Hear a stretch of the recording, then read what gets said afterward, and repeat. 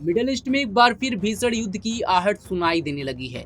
Iran और Israel एक दूसरे पर ताबड़तोड़ हमले कर रहे हैं। वहीं अब इजराइल की अटैक के बाद ईरान की ओर से जवाबी हमला किया जा रहा है। ईरान ने शनिवार तड़के फिर से इजराइल पर मिसाइलों की बारिश की है। इससे कुछ घंटे पहले शुक्रवार शाम को भी ईरान ने इजराइल पर मिसाइलों की बौछार की थी। ईरान ने बैलिस्टिक मिसाइलों से इजराइल को निशाना बनाया है। शनिवार सुबह यरूशलेम और तेल अवीव में सायरन और विस्फोटों की आवाजें सुनी गई। ईरान ने इजराइल के खिलाफ अपने इस ऑपरेशन को 2 Promise 3 नाम दिया है। ईरान के हमलों में इजराइल के कई इलाकों में नुकसान हुआ है। तेल अवीव में भारी नुकसान की खबरें हैं।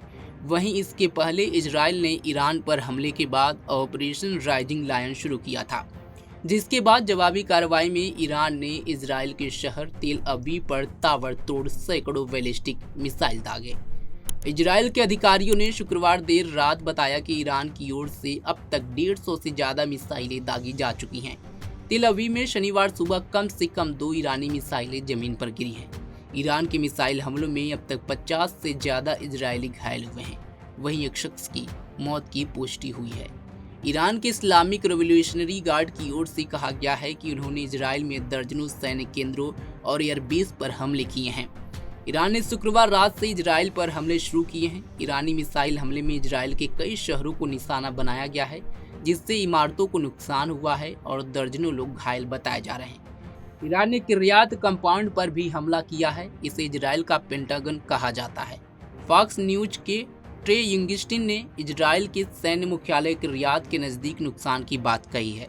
उन्होंने कहा कि आपातकालीन दल इमारतों में जाकर उन लोगों की तलाश कर रहे हैं जो फंसे हुए हो सकते हैं। ईरान के राजदूत ने यूएन सुरक्षा परिषद को बताया कि इजराइल के हमलों में 78 लोग मारे गए हैं और 320 से ज़्यादा घायल बताए गए हैं। राजदूत ने कहा कि मरने वालों में ज़्यादातर आम नागरिक थे। इसके जवाब में ईरान ने इजराइल के तेल अवीव पर मिसाइलों से हमला किया है। इससे पहले शुक्रवार तड़के इजराइल ने ईरान के कई शहरों पर हमला किया था। इसमें ईरान के कई शीर्ष सैन्य अधिकारी और परमाणु वैज्ञानिक मारे गए हैं। इस हमले के बाद ईरान के सर्वोच्च नेता अली खामेनेई ने कहा है कि ईरान सेना इजराइल को भारी चोट पहुंचाएगी, जिसके बाद ईरान ने इजराइल के ऊपर जवाबी कार्रवाई की और सैकड़ों से ज़्यादा मिसाइल एक साथ दाग दिए, जिसके बाद से इजराइल में भी भारी नुकसान देखने को मिल रहा है। वहीं अब ईरान के हमले के बाद से इजराइल ने भी कमान संभाल ली है और अब ईरान पर ताबड़तोड़ हमले कर रहा है। यानी कह सकते हैं कि मिडल ईस्ट में एक बार फिर युद्ध शुरू हो चुका है और आमने सामने इस बार इजराइल और ईरान है।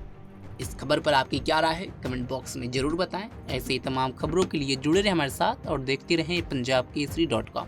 धन्यवाद।